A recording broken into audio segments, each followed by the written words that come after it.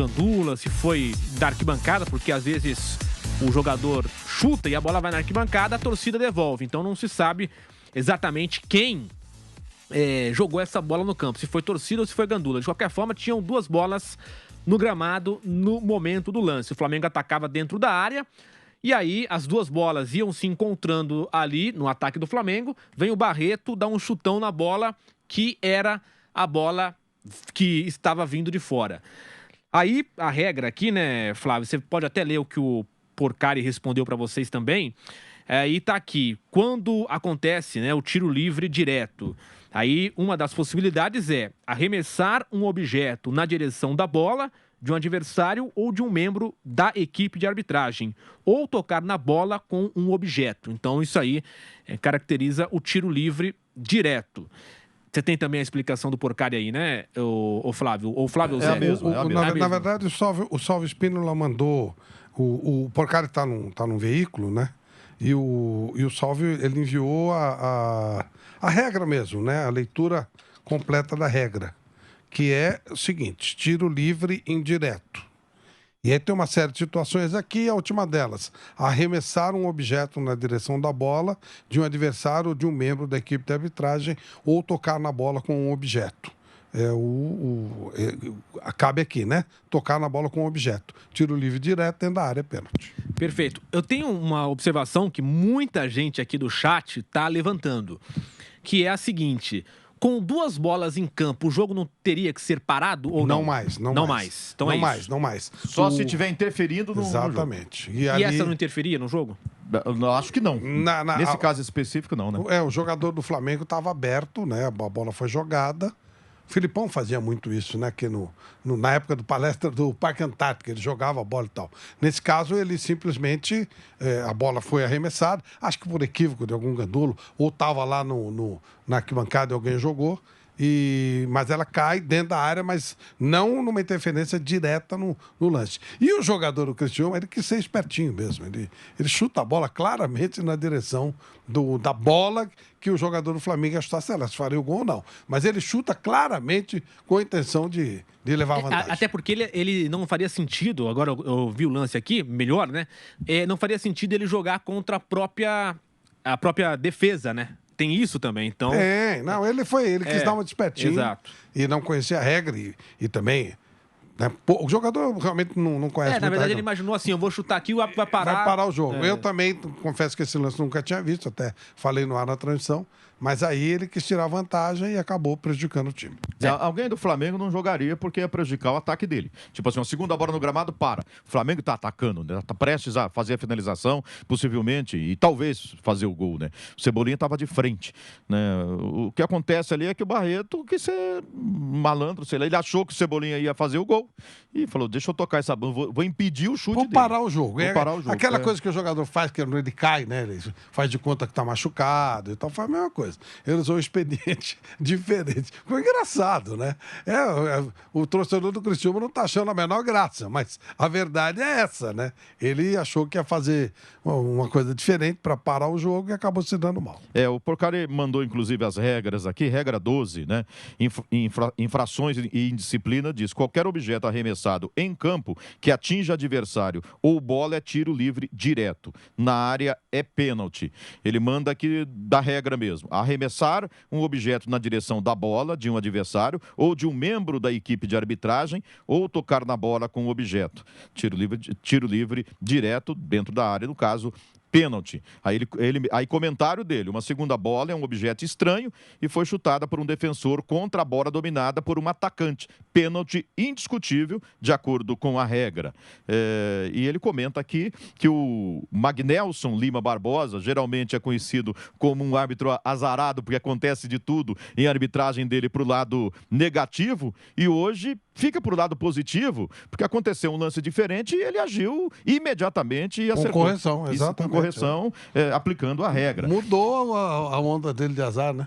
Eu fico imaginando aqui se, por exemplo, o Barreto não faz isso. O Cebolinha bate e faz o gol. o VAR ia revisar quem jogou essa segunda bola. Se foi alguém do Flamengo. Não, aí eu acho que ela veio da torcida, mas de qualquer forma ia revisar e aí ele ia analisar se houve interferência ou não. Eu acho que não houve, você também não, acho que não. Mas de repente o árbitro poderia interpretar que houve. Aí seria uma outra situação. Mas o Barreto já resolveu logo isso. Só uns comentários sobre isso aqui no chat. O Xandão aqui. 2 bolas em jogo para o jogo. Logo uma regra anularia a outra. Acho que... Não vou terminar aqui, não.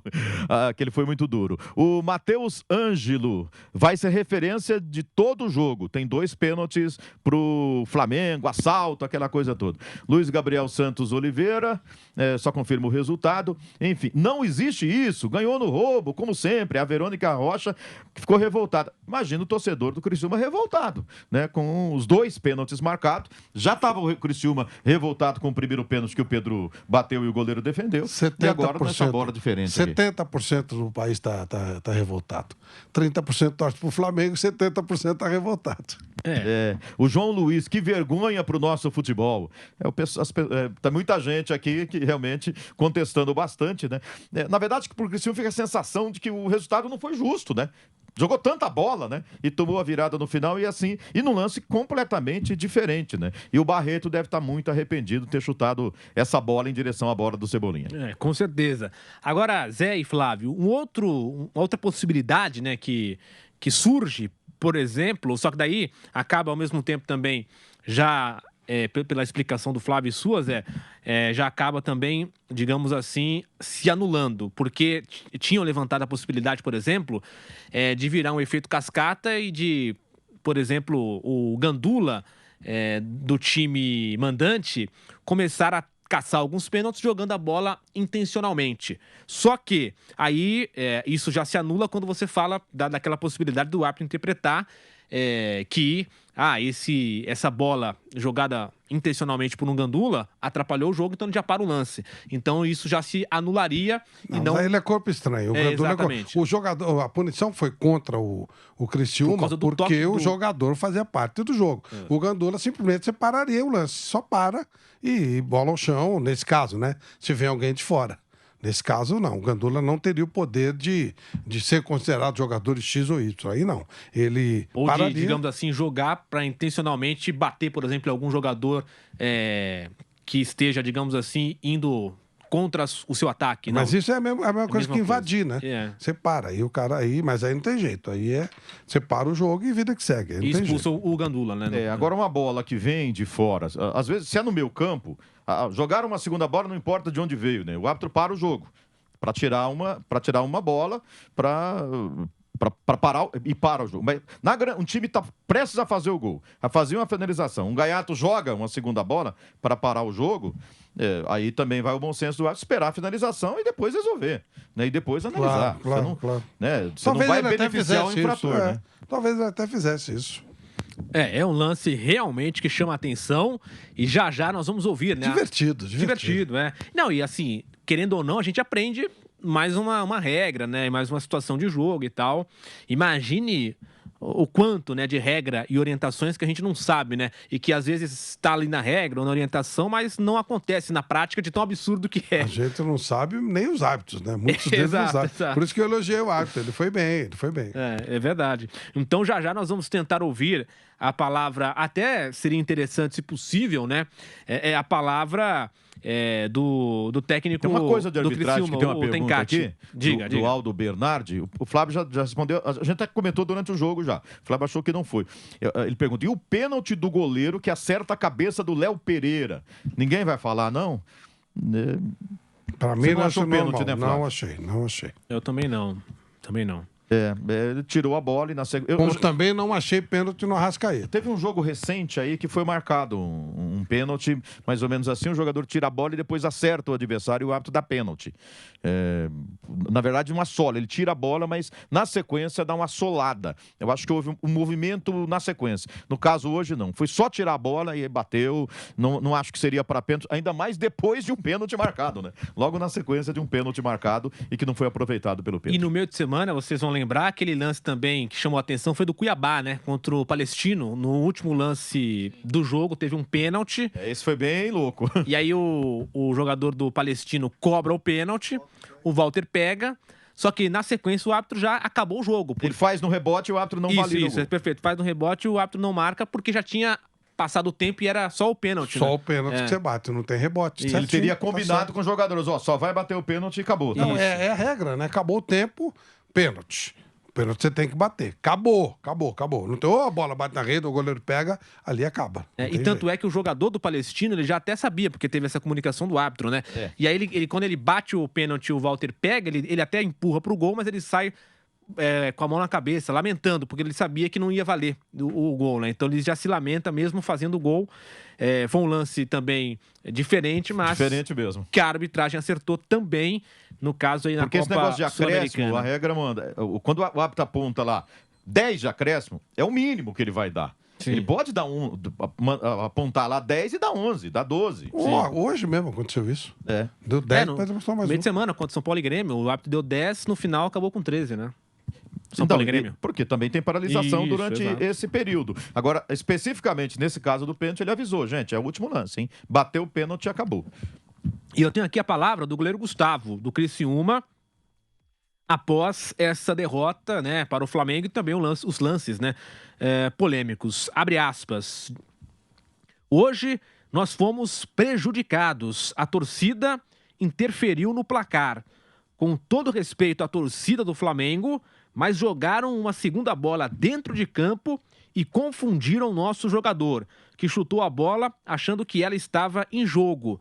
O juiz acabou cumprindo a regra e teve que marcar o pênalti. Fecha aspas. Então aqui o Gustavo, ele, digamos assim... Ele dá uma informação pra gente, né? Dizendo que a bola veio da torcida. Exatamente. E aí, 2 pontos. Ele concorda que o árbitro acertou ao marcar o pênalti, né? Ele concorda, ele fala, o juiz teve que cumprir a regra e marcar o pênalti. Em contrapartida, ele diz que o Barreto chutou porque confundiu, né? A bola, aí ele quis, aí é pela amizade, aí quis defender o companheiro, não foi não. Tá aí a palavra, então, do goleiro Gustavo. Tanto que ele chuta a bola na bola. Tanto ele sabia trás, né? Ir pra trás. Tanto ele sabia que aquela bola estava irregular, que ele chuta a bola na bola, onde o Cebolinha se prepara para bater no gol. Não tem jeito, gente. Foi uma infelicidade total do jogador. E aí não adianta, ele devia saber a regra. Não conversa. O jornalista também devia e também sabe muito pouco. E essa, confesso a vocês, com todo o curso que fiz, com tudo que eu tento me informar, eu realmente fiquei assustado. Nunca vi um negócio desse, né? E depois, assim, você começa a deduzir objeto e tal, e os amigos da arbitragem que nos ajudaram aqui. Então, foi a esperteza, a história do brasileiro que quer ser esperto. E aí ele poderia tentar se jogar, aí ele viu a chance de ser esperto e se deu mal. Mas aqui, a repercussão no chat aqui... Tá enorme, eu vou te falar, viu? O que tem de protesto contra a marcação desse pênalti aqui é uma grande... Isso é normal, né? Aí já... É o que eu falei, 70% do Brasil está revoltado. Agora, pra gente passar de assunto, então, ainda tem o Lão...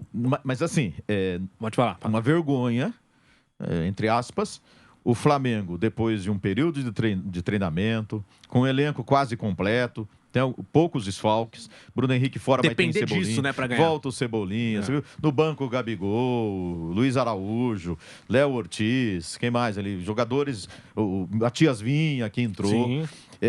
Precisou de um lance tão diferente, né, para ganhar, porque fez um péssimo jogo.